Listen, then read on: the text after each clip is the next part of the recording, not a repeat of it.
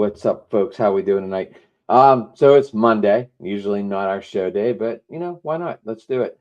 We're gonna do a little baseball talk. I got some guys that used to be on the show all the time, and I finally collaborated with them to do some baseball. We're gonna bring them both in together, and we might have a couple more joining.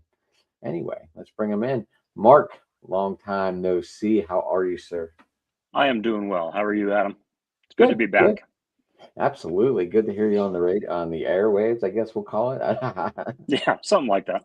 Yeah. So, every time we tried to collab and do a show, just something always came up, whether it was the grandkid or the unfortunate thing. I know the one time someone got sick or you got sick.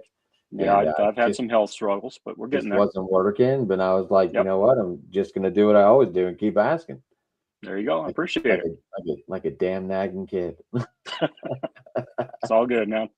Now I'm going to bring in the next guy, no stranger to the show.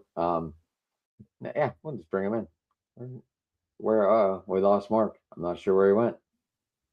Jason, how are you? Adam, I'm fine, man. I'm glad to be back. Always a pleasure to be on the show. Thanks for having me on today. Yeah, looks like it's just me and you until Mark comes back. Oh, there he is. It looks like he popped back in. Well, there he goes. Okay. Just fading away on us, disappearing. It's been a while. I hit the wrong button. All right. It happens. Are you on your phone tonight, Mark, or are you on the computer? I'm on a tablet, actually. You're on a tablet. Gotcha. Mark, one time I hit the button and I canceled the broadcast for everybody, so don't feel bad, man. Oh, I've been there and done that. Jerry. Hey, all right. Hey, when I screw up, I do it in style, buddy. I feel better, man. I remember that, Jay. We were all just sitting there laughing. We're like, I think Jay just ended the show. Yeah, I remember you texted me like 3 or 4 times saying, bro, you ended the show, man. You hit the wrong fucking button. Anyway. Since it is only us three guys, Mark, why don't you fill us in, man? I know you've done some concerts. I know you've done a little traveling. You said backstage you went somewhere. Why don't you fill us all in? Yeah, for opening day this year, I went to my brother and a couple of his sons-in-law. We all loaded up and went to Green Bay, went and saw the Packers at home for the first time in my life. And that was an amazing experience. If you've got a minute, I can tell you a great story. Hold on. Yeah, we'll get a story. But first, I'm going to bring in my co-host, but we're going to be on different teams tonight. He's going to do Texas. I'm going to do Cleveland. And then Wednesday night, we'll go back to Pittsburgh. Rich, how are you? Very good. What's up, guys? Good. Hey, Mark, long time no talk, man. It's been a little while, hasn't it? Dang. I figured I'd cover all 4 behind me there. Way to go. Nice. Yeah, so Mark, go back. Mark's filling us in where he's been for the last year. And Rich, he got to go the opening day in Lambeau. So, and he's going to tell us the story. Before I get too far off track, I've also seen a Def Leppard concert for the first time since the last time I talked to you guys, and that was incredible. We saw him at Coors Field in Denver. But we were doing the tour at Lambeau Field, and when you do the tour, there's a tour guide in front that's kind of telling you all the information and stuff. And there's another one in back that's making sure there's no stragglers. So I was hanging out in back. The guy in front says, when you get down to the field, he says, don't touch the grass. It's a crime in this county. You can be arrested. I'm like, all right. He goes, don't go on the field. You can be arrested. Like, all right. Well, I noticed that they're mowing the grass. So they're, you know how the lawnmower always spits out little clumps of grass? I look down by my feet, and we're off to the side a little bit, and I see this clump of grass. So I looked at the back tour guide, and I said, can I touch that grass? He goes, you can do whatever you want to with that. So I picked that up, and I have my own Lambeau Field grass in my house that I have wrapped in cellophane to keep it preserved. Nice. Semantics are wonderful, aren't they? Yes, they are. It's beautiful. My greatest treasures now is that little bit of grass. You're throwing it now at your house. Got it. I've got Wisconsin grass. Don't tell the authorities. You know, Mark, that's an awesome story, but I don't know why, but for some reason I hearken back to a story I heard former Phillies and White Sox pitcher Tug McGraw give one time where he was asked about the grass in Philly, and he said, I don't know, I haven't smoked it yet. Right? Yep. So Which And is Bill funny Lee. because they've never played on grass. yeah, they played on turf. And Bill Lee talking about you putting grass on his pancakes. Right. Mhm. So I don't know why that popped into mind when you said that story, but I just had to spit it out, man. Hey, anything that connects me with Tug McGraw, I'm in. Hey, there you go. kind of like a month later in Anaheim Stadium after the Grateful Dead played it. Right? Yep. Wow. Keep a trucking. Mhm. Anyway, Casey Jones, best song. so I know Casey's all Keith Rich- forgot. Go ahead, Rich. What were you gonna say? Keith Richards has said on more than one occasion he hopes that Steven Tyler gets cremated because he wants to smoke Steven Tyler when he dies. Jesus. All right, then. Yikes. On to the next All the subject. drugs that he's done and all that, he figures that's just got to be like the ultimate. Hey, Keith Richards is proof that human life is immortal. You don't need to be a vampire, buddy. Yep. Yeah, yeah. And He he smoked will enough probably drugs for outlive the us. 4 of us and a bunch of other people. Yeah. I think he smoked his dad, didn't he? I think you're right. All right, so let's get this out there. As you see, we got the ravine behind Jason, and I'm not sure, Jason. Okay, is that a light behind you? Oh, yeah, it is. Here, maybe I should just lose the graphic altogether. I don't know, but I was like, are we highlighting shortstop for a reason? well, He's a Mookie Betts guy. What do you want? yeah, well, Freddie Freeman, Mookie Betts, Will Smith, Yamamoto. Take your pick. I didn't get my jersey yet, Jay. I'm still deciding what one to go with. It's a tough choice, I know. So, I know. Do I want blue or gray? well, I seem to remember when we talked about this same subject shortly after they won the World Series, you were opining that it has to be the road gray that they wore in Toronto, but you couldn't find it, nor could I. I tried to kind of bring you to an in-between where you could go for like the blue alternate that they were, but you're like, no. It's got to be the road gray. It's got to be the road gray. I'm like, fine, screw it. Get the road gray then. Right. Yeah. All right. As we know, Jason does Dodgers. Rich, like I said earlier, is going to do a little Texas. Mark, Yes, sir. Kansas City, Hmm.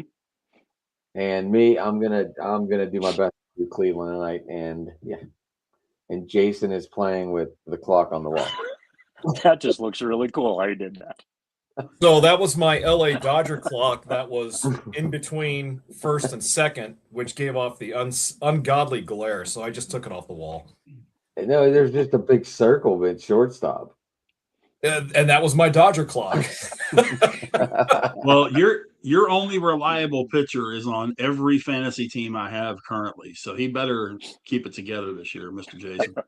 Hey, Big Rich, they went through about 12 pitchers in their starting rotation at any given time last season. So lots of luck, buddy. Well, Yamamoto was one of only 6 guys that had 200 strikeouts and threw 200 innings and had under a 2.6 ERA. There's Yep. only 6 in the majors. Yeah. Skeen, Skubal, Yamamoto, Crochet, Hunter Brown, and Christopher Sanchez. Guy was a stud last season. I'll give him that.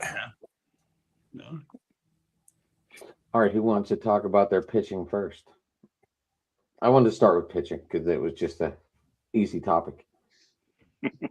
Mark, I think you got the most pitchers this offseason, actually.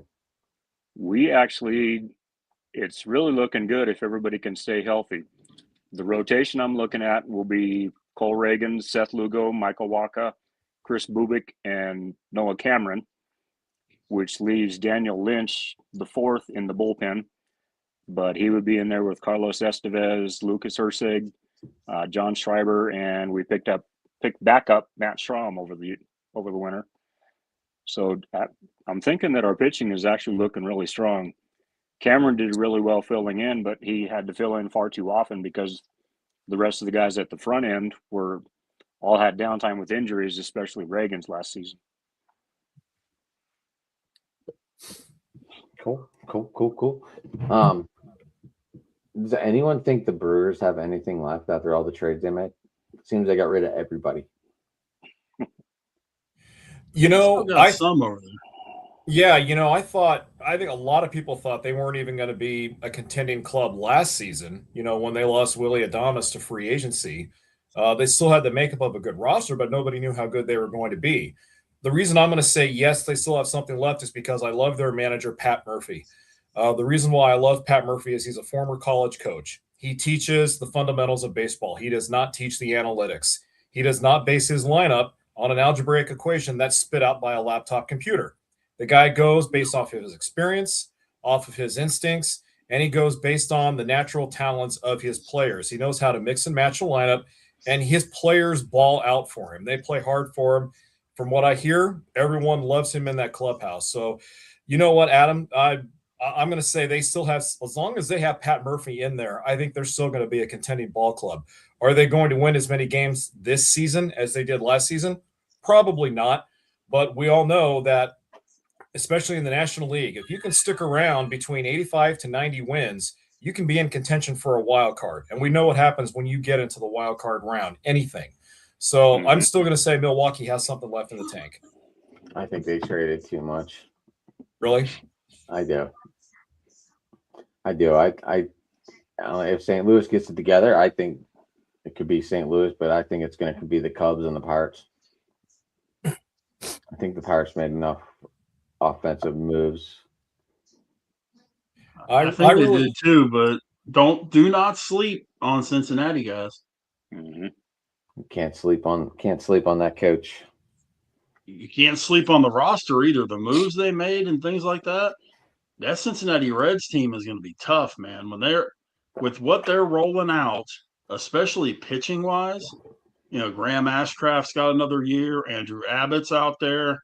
Hunter Green is an absolute stud. Nick Lodolo, Brady Singer, and Ellie's getting better all the time. And no matter how much he can't hit, Brian Hayes can sure as heck play defense. So between him and Suarez, that'll hold down third. Yeah, man. All right, so yeah, I did have the Reds. I'm sorry. I think it's a three-way race. But anyway, that's just my opinion. No, I'm with you. I agree with you. I think it comes down to the Cubs, the Reds, and the Pirates. Jason, what's going on with your pitching staff? Funny you mention that. All right. Well, I mean, once again, we have a plethora of pitching, a lot of depth in the starting rotation on paper. But as the Dodgers started spring training this week, as pitchers and catchers reported, Blake Snell is nowhere close to being 100% after what he did last October. And from what I'm hearing, what I'm reading, he will probably miss the first month and a half, maybe 2 months of the season. There's also some question marks about Tyler Glasnow. I guess he's kind of dealing with some stuff. But when you look at how their starting five shakes out, and this is weird, by the way, not seeing Clayton Kershaw in spring training for the first time in a long time. So as they go into spring, their depth chart looks at Snell, Yamamoto, Glasnow, Ohtani, and then Sasaki probably coming back as a starter. And then Emmett Sheehan, who will play a full season this coming season, hopefully. But we also have a young kid named River Ryan coming back. And we also have Gavin Stone coming back, who missed – both he and Ryan missed all of last season with Tommy John surgery. So we have a lot of depth in there. But once again, the big question with this rotation is, can it stay healthy? Last year the Dodgers went through a starting rotation like a merry-go-round.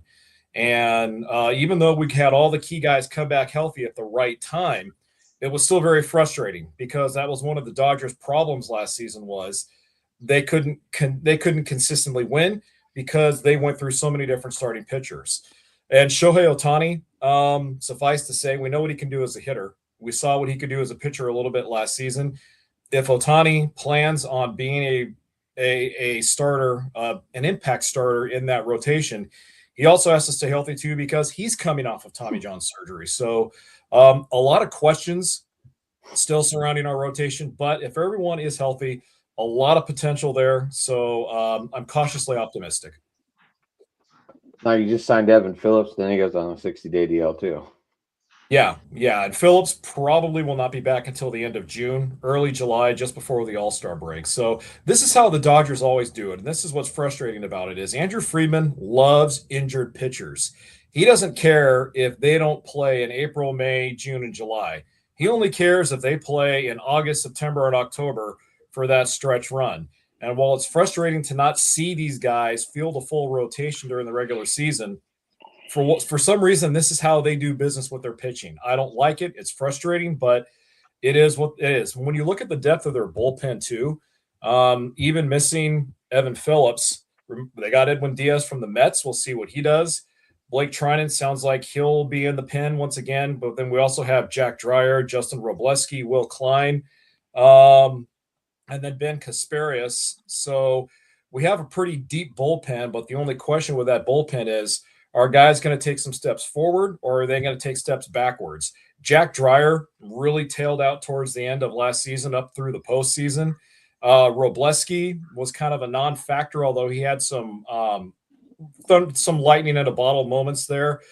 Diaz really is going to be the key for us. I mean, we brought him on to be our shutdown ninth inning guy.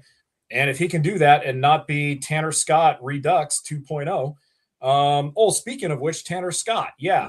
He says he's coming back ready to prove something. Last season, this guy couldn't save a cat out of a tree.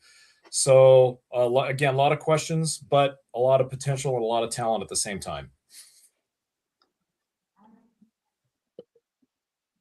What about what's going on with Goslin? Why did he obey him and then he just didn't come back? I think it came down to partially health. It came down to just him being filtered out by guys that they valued more than him. And plus, I think they also had, I think he was entering into an arbitration year. And I don't think they wanted to go into salary arbitration with him still being somewhat injured, coming off more arm and shoulder problems. When you look at what the Dodgers had coming back, Andrew Friedman sat back and assessed it with Brandon Gomes and said, yeah, we really don't need him. So it's a shame. Gonsolin was an all-star a few years ago, and we thought his ceiling was starting to climb. And then he ran into the arm and shoulder problems and he never could stay healthy. Rich, we talked earlier, Mackenzie Gore. I thought it was a great move. Did you? Yeah. Did you give up too much in that shortstop? Bean? I don't think so. The Rangers have got a pretty decent amount of middle infield depth coming through the minor league system. A couple years ago, they gave up Luis Angel Acuna in a deal, giving up this guy this year. Now, Sebastian Walcott is the guy that they're looking at. Unfortunately, Sebastian Walcott's going to miss the year this year with Tommy John surgery. So, he's going to be out, but he's the guy that they're leaning on once Corey Seager moves on, which will probably be in the next couple of years. And I don't think they gave up too much. If Gore lives up to what he can do, and I think what they're hoping is that Gore is going to have a revitalization, kind of like Patrick Corbin did last year for the Rangers. Because Corbin was an absolute train wreck the 3 years before he came to the Rangers. Last year, he signs with them, pitched extremely well. If they would have hit for him, he probably would have won 12 or 13 games. But he got hit with, no-hitteritis because the bats just did not come alive for him at all. And the crazy part is I honestly think Gore is going to be either the 3 or the 4 in this rotation. Which can really make things interesting for the Rangers because they're going to have to rely on pitching this year. They really are. When you're throwing DeGrom as your number one, I'm sorry, DeGrom is still up there as a top pitcher in baseball. Nate Eovaldi, and then Gore, Jack Leiter, who he got past those little roadblocks that were messing with him his rookie year. He got better with his mechanics. Of course, it didn't hurt that their pitching coaches last year. You had Mike Maddox, and then you had this other guy that was an advisor for them. That Greg Maddux, whose mechanics everybody knows were second to none when he pitched. And he really worked with Leiter on keeping himself straight. And of course, his father, Al Leiter, was a really good pitcher in the majors. And then Jacob Lax is going to be the number 5 for the Rangers coming in. Big left-handed kid. He got injured at the end of last year, but he was starting to show signs of becoming a starter and being a reliable starter. He could go 6 or 7 innings. Big lefty, nice fastball, nice cutter.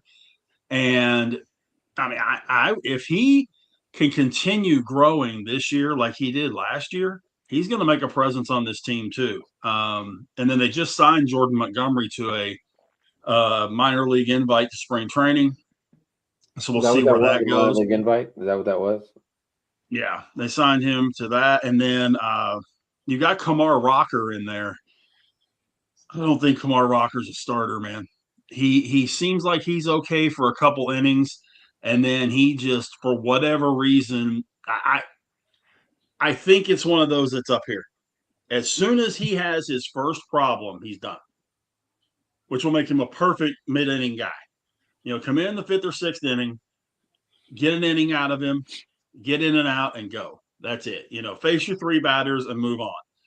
Right. I don't like him in the rotation at all, which is kind of crazy because him and Rocker were, you know, the 2 top prospects coming out of Vanderbilt, 4 years ago, and got drafted very high by the Rangers, 1-1.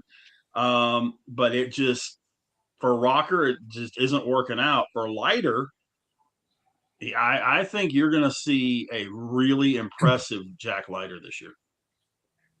Nice. Dylan, what baseball team is yours? I'm all over the map. No shit. That's why I asked. I mean,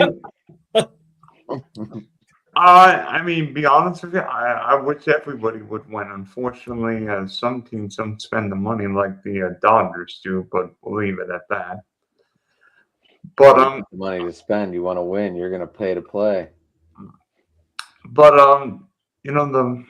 with spring training starting, I think it'll be interesting to see what happens this year. You know, what teams make moves. I'm intrigued what happens in Detroit this year because Skubal's a free agent. We know the Tigers signed Valdez. We know the Tigers are bringing back Verlander.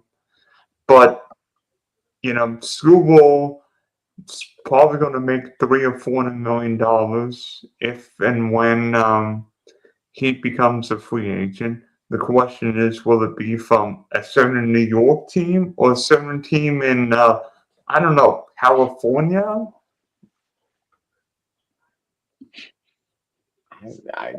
Jay, I don't know. Do your Dodgers have that much money to bring in Skubal? The short answer, yes.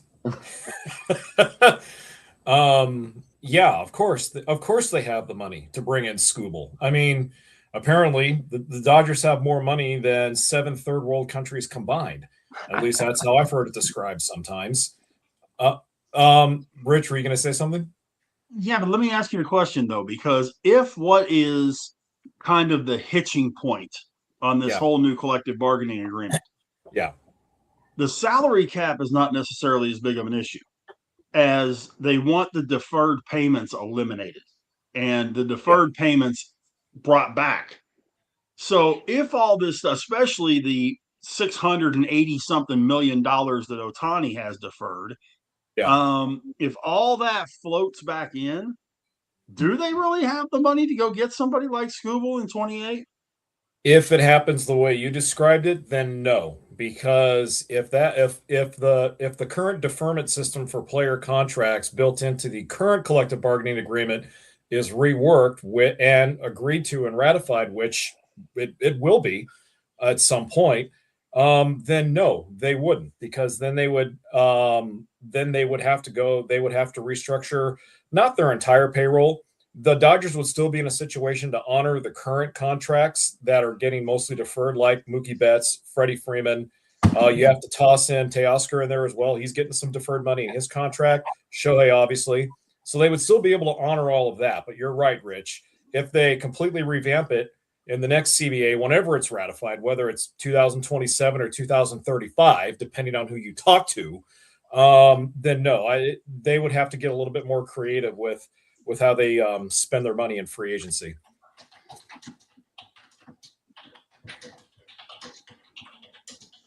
I hear somebody typing. Me. Oh, fucking hit mute. When you guys look at how talks have kind of been, because if we would have had this conversation 8 weeks ago, no questions asked, 2027 is not starting on time. No way, no how, is not happening, no way. Are you guys kind of thinking where I am, that there is actually a little bit of a chance that we may not have a delay of the start of next season? I'll let Mark go first. I have lived through enough strikes and work stoppages that I don't have a lot of faith in anything until somebody signs on the dotted line. And Rich, I think you're probably as close to being in the same situation as I am, but I go back to the 81, 85, 94, a couple of the more recent ones. I don't count on anything happening until it actually happens. And that could be I'm jaded about it because they went on strike on my birthday in 1981. And I have hated work stoppages ever since. I'm with you there. I just feel a little bit more positive, I guess is the right word about it, that we may not have the stoppage, where at Christmas, in my mind, there was going to be a stoppage, no questions asked. That's why I was just kind of curious if anybody had a little flicker of hope like I do, that we may it's just trending in the keep right on direction cruising. for sure. Yeah, it's going in the right direction. So Rich, just to kind of, on a scale of 1 to 10 on whether or not I think there's going to be 2027 baseball next season, I'm going to say probably about a 2 or a 3. Even though relations between the owners and the players aren't as contentious as they were in 1994, it's still pretty heated. But however, I would just like to say this. Last week, I've been following Jeff Passan, Baseball Insider, who's fairly knowledgeable and fairly reliable with his information. Last week, he tweeted out where the owners are apparently prepared to just burn this whole thing down. And obviously, they're blaming the Dodgers for the whole thing, but they're ready to burn this down, and they're ready to wait this out 3, 4, maybe 5 seasons before they get something ratified.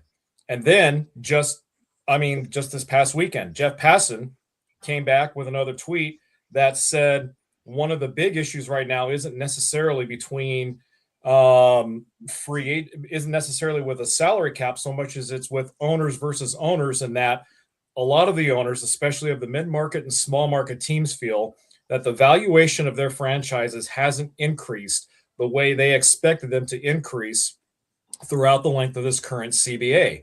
And Passan went on to continue in his tweet by saying that at this point now, it's more owners versus owners than owners versus players. Now, that's a complete 180 from what he had tweeted just last week, saying that the owners are ready to just break it all down, build it back up from the bottom, and that the players are more desperate to sign something than the owners. So depending on who you talk to, depending on who you believe, it's very grim on one side of the aisle. But then just after reading this recent tweet by Passan, apparently there's still a lot of room for hope. So right now, go ahead. Sorry. Yeah, go ahead. I thought you were done. I'm sorry. No, just finishing up real quickly. So right now, it's all just a war of words. Until these sides get down with some serious negotiations and report some actual progress on a new CBA, at this point for me, I'm still less optimistic than I was a week ago or a year ago. I don't think they can, because how are they going to break down these contracts that go 7, 8, 9, 10 years? How are they going to break them down when they're up over 100 to 200 million? I have no idea. What are they going to do? Go to the players and say, "Hey, we're going to need you to take a price break." I have no idea. I wish I could tell you that. That's something left more for the mathematical and the analytic geniuses than me. I would imagine they would have to start talking about, because another big issue with the players and the owners is the AAV, the average annual value of these contracts. Players want to sign for shorter years at higher amounts of money rather than signing for longer years at shorter amounts of money. So, yeah, There's Adam, no I think loyalty anymore, Jay. no, you're right. There is no loyalty anymore. And it doesn't matter if you go to Los Angeles or Pittsburgh or Kansas City or Texas or St. Louis. If you're going to get paid what you feel you're going to get paid, you're going to play anywhere. So I don't know how they're going to restructure that. That's way beyond my knowledge and way beyond my intelligence. And if they're gonna do like you're saying that Passan is suggesting, where they could go 3, 4, 5 years without ratifying something, the owners are just going to be cutting checks and not bringing anything in. They're still going to be paying, $100, $200 million. Yeah. And they're not bringing in dime one, because nobody's still, if they're not playing, people aren't buying gear, let alone the fact they're not buying tickets and parking and beer and all that kind of stuff. Mm-hmm. They're not buying jerseys and hats and things of that nature. I can't see how a long-term stoppage would benefit anybody but the players. And it really wouldn't benefit them, because where are they going to go? What are they going to do to play? And then they're supposed to come back in X amount of time and be like they were. Well, if you remember, if you guys remember, and I know you do, just like I do, in '94, when the strike lasted well into the '95 season, they used replacement players. They got guys off the scrap heap, guys that had played minor league ball for several years. They got them to cross picket lines and play some pickup. Mark remembers. I actually I saw a video about that. They had ice cream truck drivers. Yep. They had Pedro Borbon, who had been retired for 15 years. Yep. They tried. Well, it wasn't going to work. Michael But Jordan was going to be a replacement player with the Chicago White Sox, and he's like, nah. Well, if you guys remember, Kevin Millar of the 2004 Boston Red Sox was a replacement player. He was one of those guys that crossed the picket lines in '95 to play. So, Rich, they could go that route by trying to do replacement players again. But what makes that tricky is minor league baseball players now are represented by their own union. And minor league players now have their own new set of rules where if a long-term strike does happen, I don't think we will see an abundance of replacement players being egged on the way we did way back in '94. So that makes it a lot trickier. But I also think, Rich, too, a lot of what the owners are saying, as tweeted by Jeff Passan right now, I think, number one, it's just posturing. Number two, it's smoke and mirrors. Number three, I think it's a scare tactic, most importantly. I think the owners are saying that as a scare tactic to egg on Tony Clark, the head of the players union, to try and get them to cave in, because that's what they want to do. I can't see it making any. If it goes that long, if it goes longer than a season, honestly, I think if there's any stoppage, but if it goes more than, let's say, half the season, baseball's dead. Major League Baseball will be cooked. Yeah, and Rich, I mean, look, both of you guys, is baseball's biggest problem not necessarily the Dodgers, but that certain teams, whether it be the Pirates or I've heard the Marlins, who spend very little money, what's where certain teams don't want to spend money? Because the Dodgers and Yankees on a similar financial, money generating play, but yet the Dodgers spend more of their revenue than the Yankees do. What's where the Pirates and Marlins and a few other teams inability or unwilling? We spent over $100 million this year. I'll give you this. But the thing you have to look at too is how much profit are they making? You look at the Dodgers and the amount that they're spending on their, and Adam and I talked about this off air a couple of weeks ago, that if you look at what the Dodgers did in 2025 and then look at their expenditure in payroll, just in payroll, they only made about $15 million last year. But the Dodgers After returned you look their at their investment. revenue. Right. They got their return, but they didn't make any profit off of, what their revenue made the payroll, and that was pretty much it. Their merchandising dollars and things like that would have been the icing on the cake. But you get a team like the Pirates or like the Indians or like the Marlins or nowadays even the Rockies and the Cardinals, their profit margin is so much different because their revenue, use the Pirates last year. They spent $80 million. They brought in $212 million in revenue. So they made enormous amount of profit. The Dodgers, had more success, win the World Series, didn't make as much money. So it's a case of, or is the owner in it to make money and make lots of money, or is he in it to get by and win?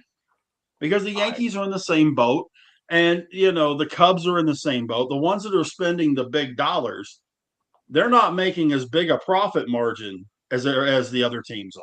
But they don't have to. Like Rich, we also Right. said most of them owners are wealthy owners, and they're more interested in getting those trophies. No, And I you're think right. that shows. What's up, Dylan? I think that shows when they just throw out a boatload of money. I mean, I'm looking at some of these teams. Name me a random team right now. Name me a random team. Twins. Tampa Bay Rays. I'll go Twins first. Twins in a 24 rep made $324 million, spent $154 million. Tampa made $297 million, spent $100 million on payroll. And then they had to spend all that money to put a roof on. Right, but also neither team was successful. Well, that's what I'm saying. The profit margin is considerably different for the teams that aren't doing as well. And that's where it comes down to the fact, is the owner looking at padding his pocket, or is the owner looking at winning? Right. That's where the difference comes in. And some of these teams, like the Guardians or the Reds, can't compete financially compared to the Dodgers or Blue Jays or Mets or whatever. No. Dylan, that's where everybody's missing this. That's where everybody is missing this. Wait, Every team in Major League Baseball the Guardians won the division. spend the last money year, that the Dodgers are spending. No Every way. one of them could. Every owner has enough money to more than cover what the Dodgers are spending this season on their team. It's a matter of, do they want to spend it? That's what I'm saying. Do they want to, or do they not want to? Are they looking to pad their pockets with the profits, or are they looking at putting a winning team on the field? And there is a massive difference. Every team, the Dodgers are what, Jason, right at 350 this year? Well, above that, Give or try take? 450. 450. Okay, let's say 450. $450 million is a drop in the bucket for every one of those 30 owners. Everyone, it would not put one owner in the poorhouse. They Another could thing, make that 10 times. Another thing that we're not keeping in mind either is when I said a few minutes ago about how Passan tweeted this week about how some owners are disappointed in the valuation of their teams and how they've not increased the way they thought they would. Part of that valuation, guys, comes from the media streaming rights, the regional media packages. Another reason why the Dodgers are so profitable is because they have their own media rights package that Mark Walter, Stan Kasten, and Andrew Friedman created shortly after they bought the Dodgers in 2012. I don't know if you guys have noticed, but within the last month or so, a couple of months, a lot of major league teams, especially some of the mid-market clubs, and Mark, your Royals fall into this, have kind of bunched out, and they've tried to form their own mixed media packages with other sports teams. Like, for example, I think I was just reading, I think the Marlins are trying to create their own media package deal to partner with the Miami Dolphins and the Florida Panthers. So when you look at the lack of the consistency with the media streaming packages for all of these teams, Bally Sports Network, which broadcasts about 15 teams' games, completely went belly up. And when that happened, a lot of that valuation toppled to the ground. So as a result now, a lot of these teams have to go back, renegotiate media deals. And that's why some major league teams are trying to partner with teams from other sports to have a collective media group so that everybody can share from the same pot. So let's say, for example, Mark, I believe the Kansas City Royals, and correct me if I'm wrong, trying to talk to the Kansas City Chiefs about partnering on a media deal. So if the Royals and the I'm not sure Go about ahead, I'm that. sorry. I know they went to FanDuel last year, and they're going back to Okay. MLB this year. Okay, but let's say, for argument's sake, let's use the Royals for an example. Let's say if the Royals wanted to have their own regional streaming network and they went to the Kansas City Chiefs and said, "Hey, let's partner up on a regional media streaming deal. We'll cut half, you guys get the other half." That does get complicated as well, because we know the NFL has media rights with the Chiefs, and they would have to figure out a way to navigate through that complexity. But the point being is that the valuation also comes from the media, from what you watch on TV. And so that's where a lot of these teams have kind of gone belly up there in terms of that valuation. They have to figure out how to create their own regional packages, or if they're going to partner with other teams from other sports to share in the wealth, so to speak. Well, that's why the Rangers created their own network. They have the Rangers Sports Network, and you can either get it through what used to be the Bally networks, or they have a thing called Victory Plus. But that's what the Rangers did. They just went out and created their own network. I know we got the Pittsburgh Sports, or I don't even know what it's called, but I know the Riverhounds, the Penguins, and the Pirates are all on that channel. Yeah. What's that? What is it? Pittsburgh Sports Network. I think that's right. And I think that sometimes they have some pit rights too. Yeah. Like volleyball, and I'm not sure what else, but I know they don't have all the pit rights, but I believe there are some pit games on there as well. Marcus, can you watch the Royals yet in your neck of the woods? No, only if I sign on to my brother's cable. For whatever reason, Major League Baseball thinks that I'm 600 miles away from Kansas City, but I'm still in their home market. When I'm actually 200 miles from Denver. It's okay. You could be in my shape, and they say that I'm in Houston and Texas's market, and I'm 3 hours from Houston and 2 hours from Arlington. Yeah, I'm actually I'm in in both both Royals and markets. Rockies. Yep. And me living here in Fresno, California, I'm considered to be geographically in the San Francisco Giants media market, because I'm closer to San Francisco than I am to Los Angeles. So if I want to watch Dodger games, I have to pay $135.99 a year to watch the Dodgers games on their channel. And even then, some of their games get blacked out, because when they play the Giants, who are in my neck of the woods, those games get blacked out. So that also gets frustrating. See, that's the difference, though, Jay. I could pay the $135 to get MLB Network or MLB.com, whatever it is, and I still couldn't watch the Royals at all. Oh, man, that just makes you want to bang your head against the wall, doesn't it? Yeah. Yep. Yeah. I've got questions for all four of you guys here.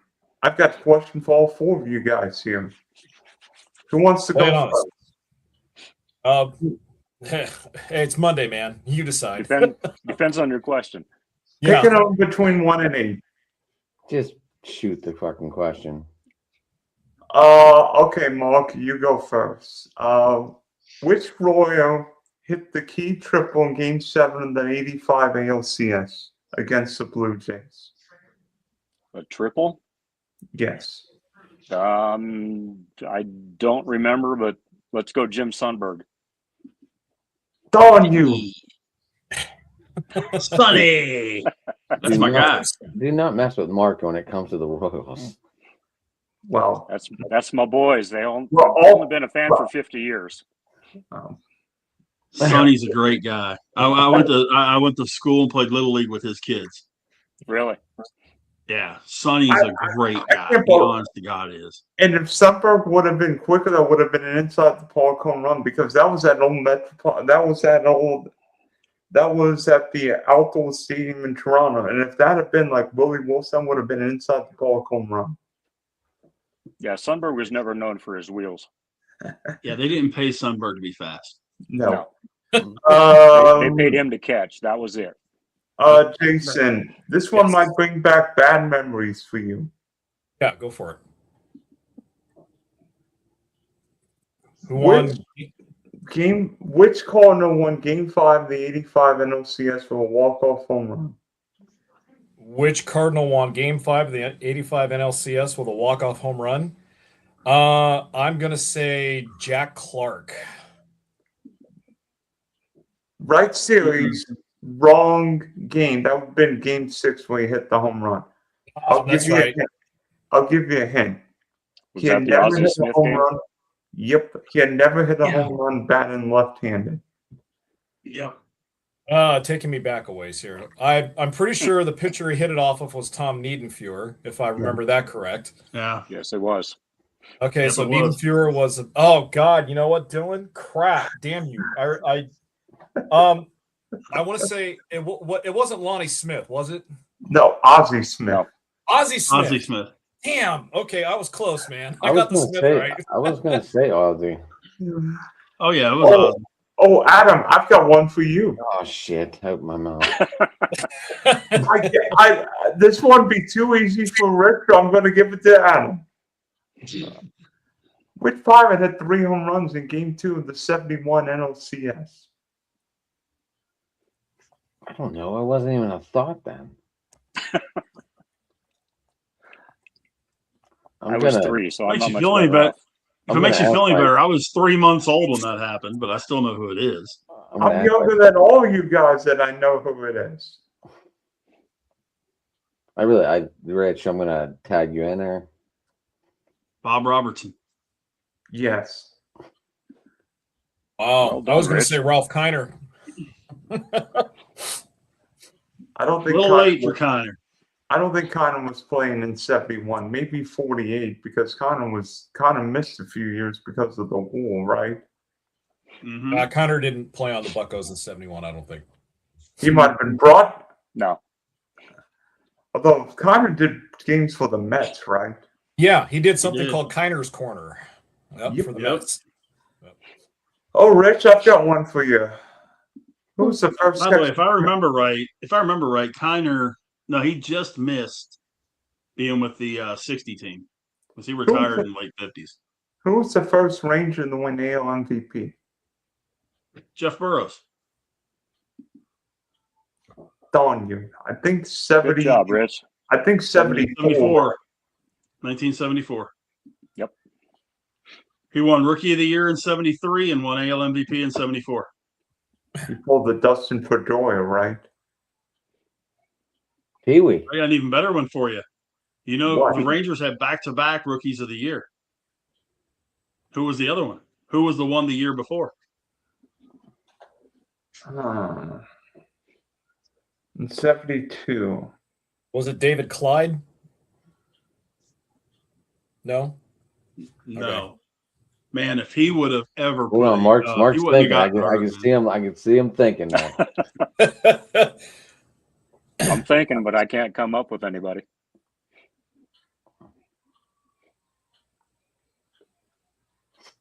You guys giving it up? I have no idea. So wait, 72. That would have been. Holy cow! That would have been Teddy Ballgame managing the Rangers. Wait a minute. Don't tell me it was Toby Hara. Yeah, No. No? I think Toby Hare was later in the '70s. Was How it a about Mike pitcher? Rich? Hargrove? Oh, there you Mike go. Hargrove. Oh, Hargrove. Okay, former Indians manager. Okay. The human rain delay. Yeah. He'd have loved this pitch clock. Yeah. Yeah, right? Yeah, The only- yeah. the- Don't want me striking out before he walked to the batting spots. The only manager to get thrown out after 3 pitches in a playoff game. Mhm. Oh, not good in pitching that day Yes, against he the was, Oilers. and he got robbed on those 2 By the- pitches. Jesus. By the way, you know the whole thing about if you ever get asked a literature question and you don't know the answer is Shakespeare? You just throw it out there. This is the answer Yep. to any question about the Pirates that you're not sure about. Yep. Okay. You got a better than 0 shot of getting it right. Or Alonnis Wagner. Or Willie Stargell. One Willie of the 3. Stargell. Yep. Oh, I don't think Clemente was. No, he was a. Unless you said 71 or 72. 71. 71. Yeah, he was on the team in 71. 72 was the year He was of the killed New film. Year's Eve 72.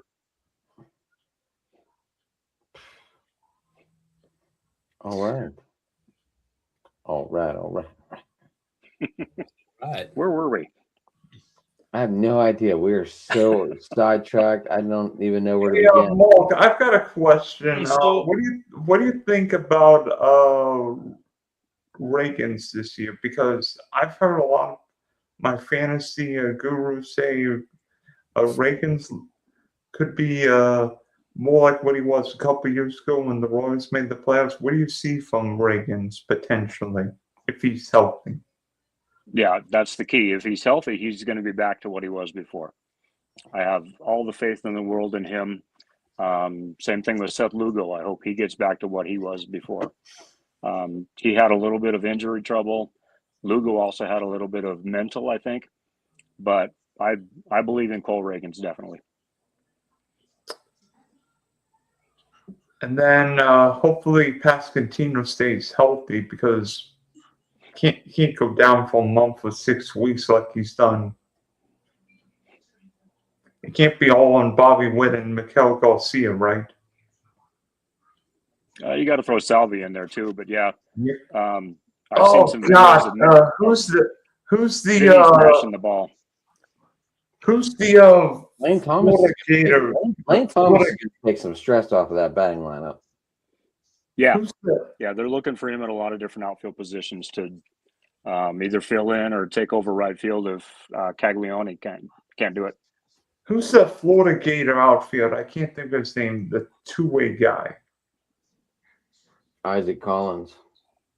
No, not Collins. The guy who was a pitcher/hitter at Florida. I can't think of his name. That went to the Royals? Yeah. The only one I can think of that was like that was Rick Ankiel. That was eons ago. No, Yeah, it was. Jack Haglione. Thank you. Jack Caglione. Yeah, he's their right fielder, and if he can't do it, then Lane Thomas will take his place. But Cags had a horrible time batting last season. He can't be any worse, right? No, he can't be any worse than he was last year, but he's got to be better than he was last year, or he's going to lose that job and find himself back in Omaha. And that would be the biggest disappointment since Bubba Starling. Oh, no. Oh, actually, I've got a better one. How about the pick before Justin Verlander? Ugh.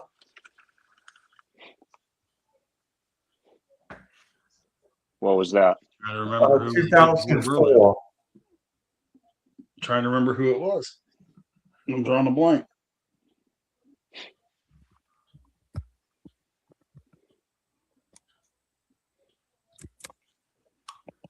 Uh, 2004 MLB draft. The guy before Verlander went. Matt Bush. Sorry. I was thinking Matt of. Bush. Matt Bush. No. Yeah. San Diego. That was what threw me. I was thinking Kansas City. Wait a minute. They didn't have the. Bush. Sorry. Wrong guy. Yeah, that first round was really loaded. Yeah, it was, or we thought it was. The only guy that really did anything in that entire first round was Verlander. Neil Walker had a decent career. Homer Bailey pitched decent for a little while. Jared Weaver was okay. Country Pretty much to the extent Trevor Plouffe was all right, I guess. Country breakfast. Billy Butler. I'm saying the first round. Well, Phil Hughes, Glenn Perkins. I mean, yeah. The first round that year, there wasn't much. Right. Do any of you guys and I realize we'll probably talk about this more during open mic as we get closer to the beginning of the season, but do any of you guys see any changes in 2026 to either league, Cy Young or MVP from last year? For those folks that don't know, Paul Skeens in the National League won the Cy Young. Tarik Skubal won the American League Cy Young. Shohei Ohtani won the National League MVP. and the AL MVP went to some guy named Aaron Judge. So you're asking Ultimately, if we because think Kyle Raleigh should have got it. you're asking if we think different players are going to win? Do you think that all four are going to be the same, or do you think there's going to be somebody jump in and take one away? Wow, excellent question. I I think the AL MVP had a chance to be taken away. I'm going to play AL Homer and MVP? say Bobby Witt's going to get one eventually. I agree. I love I Bobby Witt. think viable. I think the AL Cy Young Award will go to a different pitcher this year. Maybe the pitcher in Boston, but I think one of the Seattle Aces could get it this year. I would say I think AL MVP goes somebody else. I agree with you, Rich. I agree. I mean, I love Aaron Judge. He's my homeboy. He went to my school, Fresno State. I covered him when he was in college. I love Aaron. He's a great player and a better person. But also factor in Aaron's injury history over the last 3 and 4 seasons. Last season was fairly healthy for him, which was great. But I agree that I think if there's going to be a changing of the guard, so to speak, it'll probably be in the AL. Yeah, and I think the guy that came in third last year is going to win it this year. Jose Ramirez? I think Jose Ramirez wins it this year. Jose should have won it Oh. like 2 or 3 years ago. That guy is the best Mhm. player in the game that nobody talks about. He really is. You're right.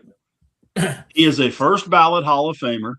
He's going to end up with, if not over, extremely close to 3,000 hits. Switch hitter. He's going to go down as one of the best switch hitters of all time. Yep. You know, he's going to be mentioned in that top 10 list of best switch hitters of all time. Plays Gold Glove third base. And like you said, Jason, nobody talks about it. For whatever reason, nobody talks about it. Mhm. Nobody talks about him because he plays in Cleveland. And you know what? I got to True. say this. I talk about him. I was glad. In fact, I wasn't glad. I was elated that the Guardians signed him to an extension because 7 years. he's one of those guys that deserves to be on one team. Like George Brett played with Kansas City. His Mike whole Schmidt. career. Mike Schmidt with the Phillies. Ozzie Smith started in San Diego, but bulk of his career was in St. Louis. The point being is that Ramirez deserves the. Adam, you're making me seasick, man. What are you doing? My camera fell, so I had to fix the damn thing. The right one! But you know, when I look I at noticed I was Jose, just spinning it, Jay. Sorry. when I look at Jose's stats, I mean, last They're season he batted 283. He had 66. He had 85 RBIs, 168 hits, 593 at bats. You look at last season, what he did. I think he's had 4 or 5 seasons of 30 home runs or more. He's a constant productive player, and he stays on the field, and he knows his job. He goes out and he does it. He's going to retire a Guardian, an Indian. I'm glad to see that. Jeremy, I sent you a link Yeah. to your phone if you want to jump in real quick. He's got 1,668 hits right now. If he averages what he's averaged the last 4 years at 170 hits a season, by the time he hits his age 40 season, which is 8 years from now, he'll be at like 2905. And you know he's good enough to have a 200 here or there. But yeah, I mean, he just is, he's ridiculous. He has been top 10 in MVP 1, 2, 3, 4, 5, 6, 7, 8 times, including 6 in a row. Oh man, He's been top 5 6 of those years. He's been second once, third 3 times, fourth once, and fifth once in Mr. MVP. Bridesmaid, but never the bride. Would have he been paid Shohei money on the free market? Probably. I think he'd have been paid. He'd have been paid Soto money. Ooh. I think he took a I think £100 he would've. discount. I think Ramirez would have been paid Kyle Tucker money. He would have been getting 50. He'd have been getting 50 a year.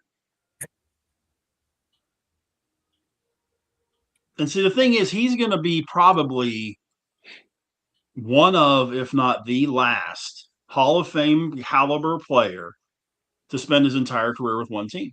Altuve, Him, Altuve, Trout. Josh. One just retired. My man Yep, Bobby's Kershaw got a just 13-year retired. deal. Bobby Bobby's got a Witt. 13-year deal with the Royals. Who, Bobby Witt? Okay. Yeah. So Bobby may be the last He's one. got a But, shot at it. but Ramirez will be one of the last ones. Yeah. he will. Because Altuve will probably retire before he does. Trout and Ramirez, I think, are the same age. I So think Trout's a year or two. Well, yeah, you mean. because Ramirez is 32. I think Trout's 32 or 33.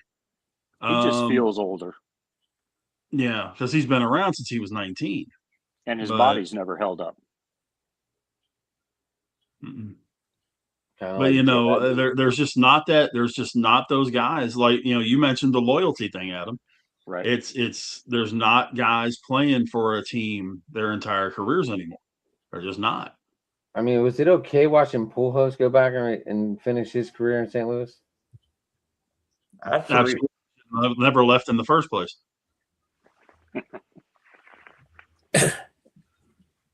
although you could say in some ways part of the Angels' problem is that they spent money on old guys, but those contracts didn't work out. I mean, Pujols was a shell of himself. Josh Hamilton couldn't stay on the field. C.J. Wilson was nah. And then the Angels have never been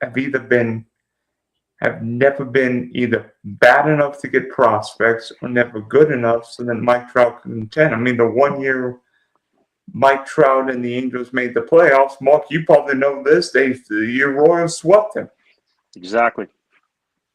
Well, I mean, mean, it does not feel hey, like when they signed Hamilton and they signed C.J. Wilson, I was like, see ya. Because he signed them both off the Rangers roster, and those guys were Right. garbage on the Rangers roster.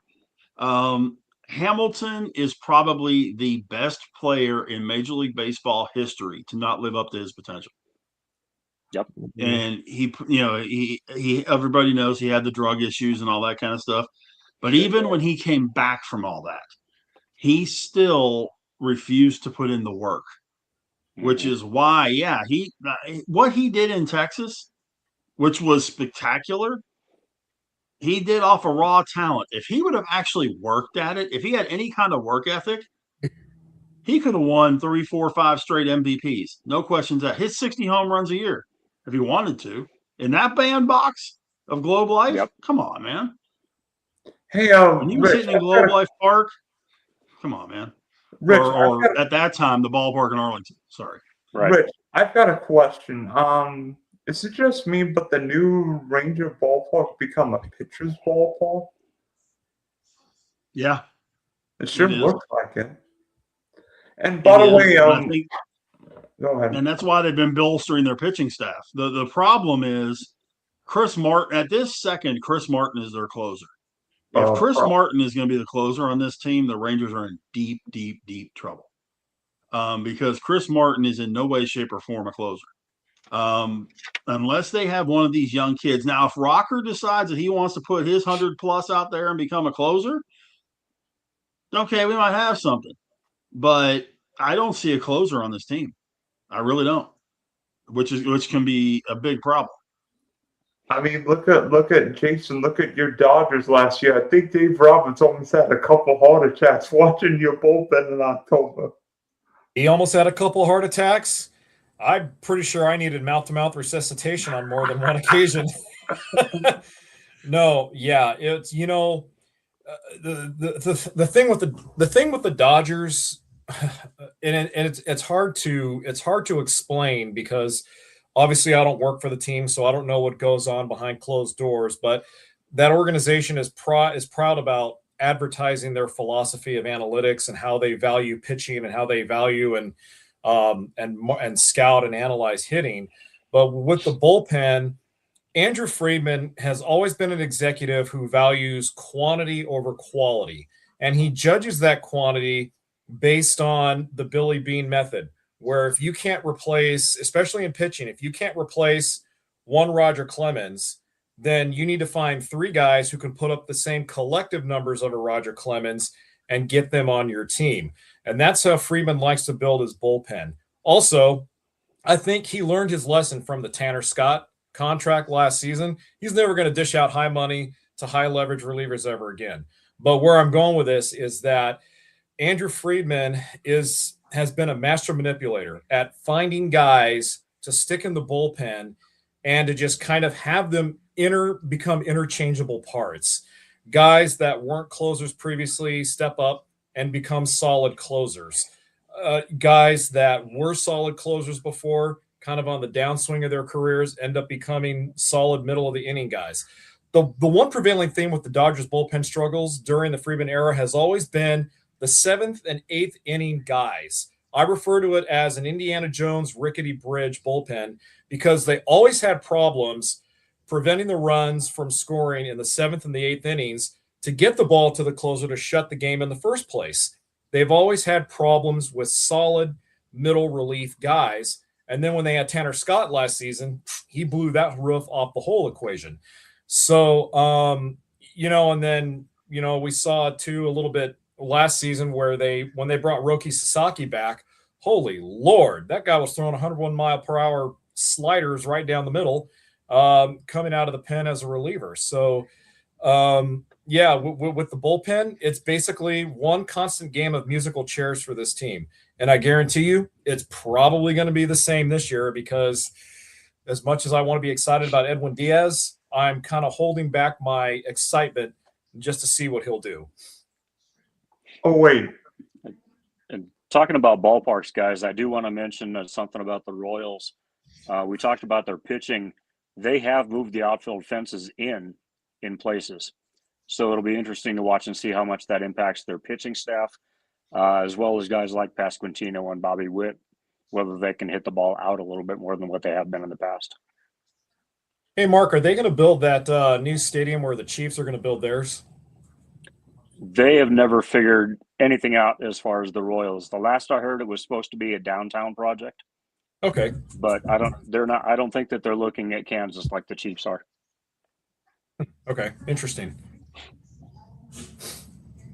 Copy that. And as far as Timmy Trumpet being on the Dodger music list, that song bugs the hell out of me. So every time it plays, I'm just going to be plugging my ears. Well, knock on wood. I'll see Edwin Diaz in WBC in a couple weeks. Well, when Puerto Rico plays at JetBlue down the road from me. So I might get Timmy Trumpet. Right. Guys, I do have to bug out. I gotta take care of some stuff first thing in the morning, so I gotta get out of here. Hey, Rich. I've got a question before you go. Any chance we can get the Sports Jeopardy for tomorrow night? Because you're asking the wrong person, man. Talk to him on the other side, Jason. Adam. You're asking the wrong guy, man. Adam. Yeah, he runs this thing, not me. How long are we doing this Jeopardy thing? I'm gonna let you do it, but I don't. Just because it will be like a half hour, 45 minutes. It's off time of sports. I'll let you do it, but I've already got my categories. I mean, we'll see how it goes. I will not be answering the questions. I'll be asking the questions. So you got all the categories lined up? Yes, Your Majesty. I'll write them down. Synchronized underwater basket weaving for 200, Alex. Can I answer? It's good to see you, Rich. Rich, how people get a hold of you, buddy? Are we gonna see you? We gonna see you tomorrow night? Yeah, I'll be there. I'll be there for a little while anyway. Twitter or X or whatever we're calling it this month, Big Rich 8371. You can check out on Facebook under my name, Big Rich, and we just launched with my radio stations a new page, Facebook Jetstream Media. We're doing a bunch of cool things over there, talking about different promotions and things like that we're doing in Albany, Georgia, and in Enterprise, Alabama for our listeners in those areas. And even talk about some things about how to promote your business. So business owners that are listening, check us out, and maybe we can help you out with helping out your business at the same time. Sweet. Appreciate you guys. Always a pleasure. Are we going to do Jay, are you joining us tomorrow night? I will be covering high school basketball playoffs out here in the central San Joaquin Valley, California, tomorrow night until about 11 p.m. So, unfortunately, I will miss open mic night. All right. No Jeopardy for you then, big guy, huh? Good. I didn't want it anyway. Well, Jay, while you're on the mic, how people get a hold of you? Yeah, you guys can follow me there on X at Dodger Jason. Feel free to follow, comment, like, correspond with me any way that you want. And Mark, I just got to say, sir, it's good to see you back. It's been a while. I hope everything is back on the road to recovery for you. From one fellow Packers fan to another, hey, go Pack, go! And I appreciate you, Jay.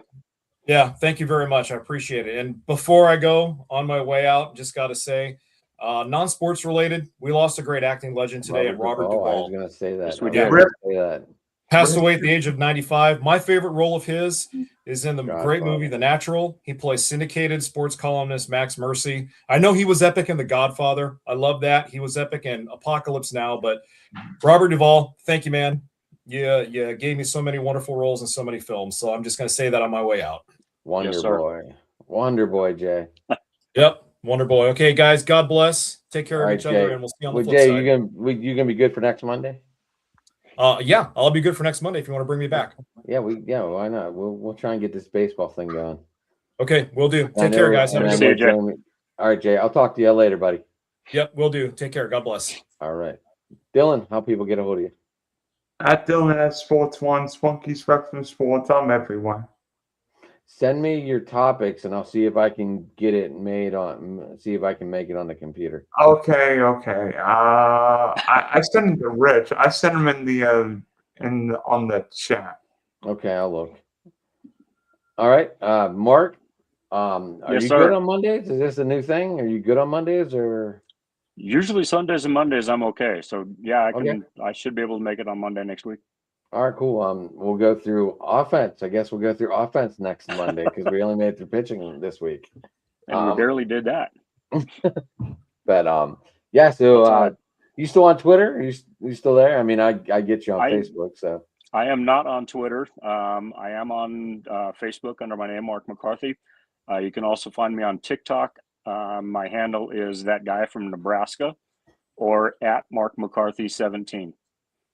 nice. I've actually done a series of kind of forgotten players from different teams, and I actually just did the Steelers yesterday, bringing back some memories of some guys that you might recall, but a lot of people don't. Antoine Randall. I'm looking more like Lewis Lips and Yancey Thigpen, those kinds of guys. Nice. Yeah, it's a lot of fun to do. Yancey Thigpen bringing out the towel during a playoff game. I even brought back a picture of the Steagles. Jeez, those jerseys were ugly as shit. Yes, they were. Tops of Um, Philadelphia and the pants of the Steelers. Yeah.